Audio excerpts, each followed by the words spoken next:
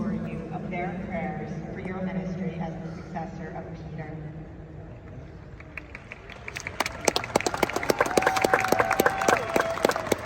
At the end of the audience, we will sing together the Our Father in Latin. His Holiness will then impart his apostolic blessing, which he extends in a particular way to the members of your families at home.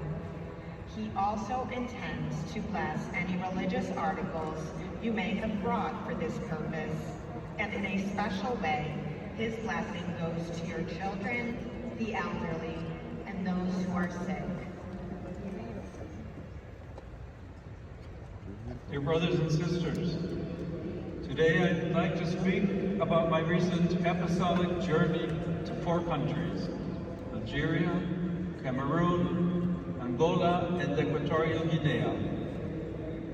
I had desired to embark on this journey since the beginning of my pontificate, and I now express my heartfelt gratitude to the Lord for granting me the occasion to meet with the people of God in Africa and confirm them in their faith as a successor of St. Peter.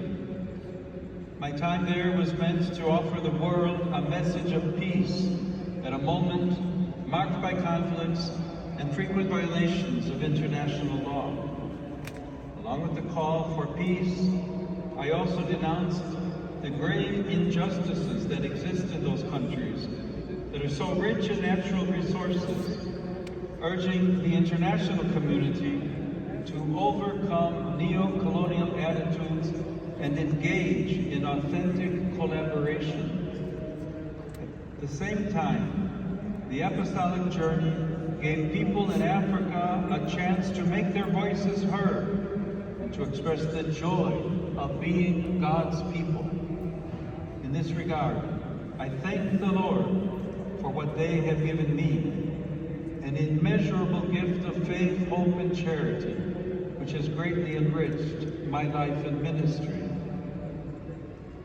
I greet all the English-speaking pilgrims and visitors taking part in today's audience, particularly the groups from Ireland, Malta, Norway, Nigeria, India, the Philippines, Trinidad and Tobago, and the United States of America.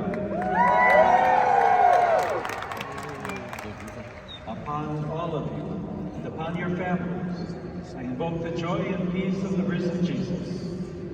May God bless you. Blessing.